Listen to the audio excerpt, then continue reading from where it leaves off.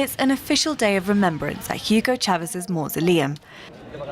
The 5 branches of the armed forces are here to pay tribute to their late president. You, the tallest one, get over here. Some seem a bit less professional than others. Look, if someone feels unwell, they can slowly walk to the back. We don't want people falling over fainting here, got it? The Bolivarian Militia is made up of civilian volunteers, men and women of all ages.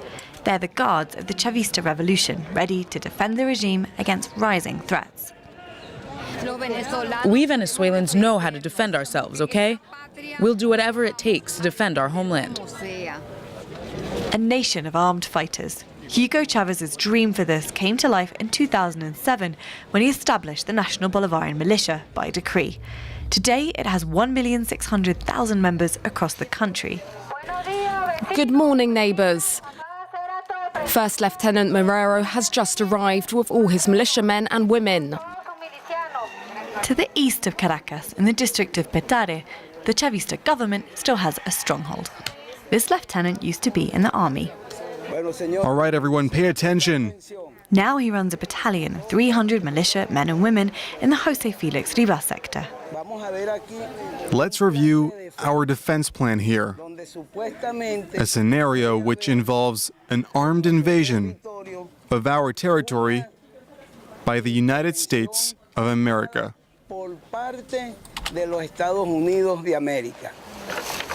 The instructors in uniform are army and police reserves, but also members of the militia.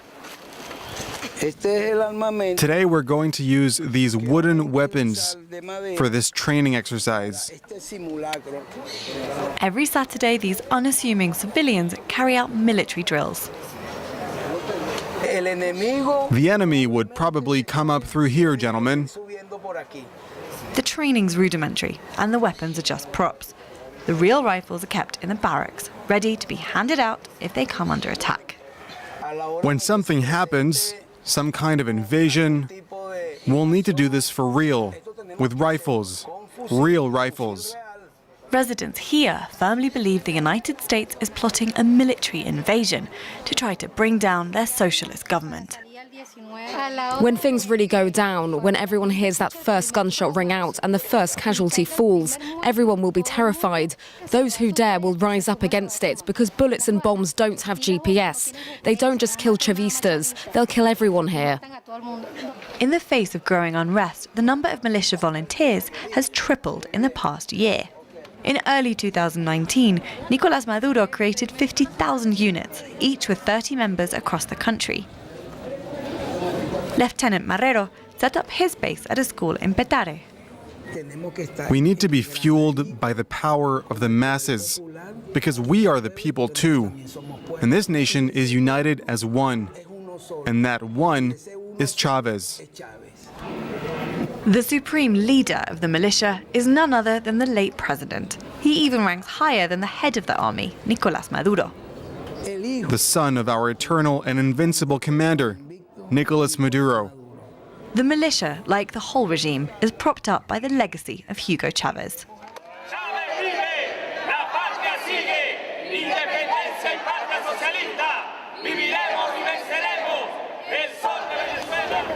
On weekends, members of the militia from the Jose Felix Rivas district train in a schoolyard. Sometimes they get weapons training at a real military base. There are plenty of senior citizens among the ranks. This militia doesn't turn anyone away. He can't see? I can see a little bit. Ah, okay. But can you see me? Yes, you're holding a notebook. Can you see the ground? The ground, yes, I can see it. No one is left out here. We are inclusive. These are the armed masses. These men and women of modest means haven't escaped the hyperinflation and shortages.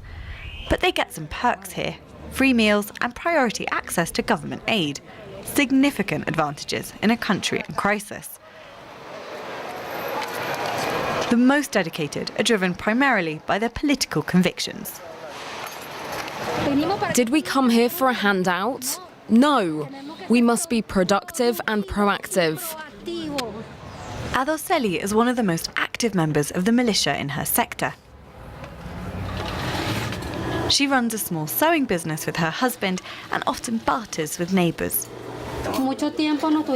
We've been getting ready for these hard times for ages. For example, we do a lot of sewing, upholstery and carpentry. But people often don't pay us with money. This war they're waging on us isn't just about food. There's no cash around either. She blames the crisis on meddling and acts of sabotage by the opposition, the United States and their allies. Sometimes there are power cuts. The power cuts are directed against our electronic equipment. You're not shooting at me, but you're damaging my fridge. All of Adoseli's family has joined the militia.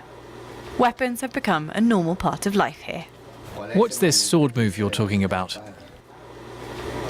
For these Chavista men and women, losing their regime would be unbearable.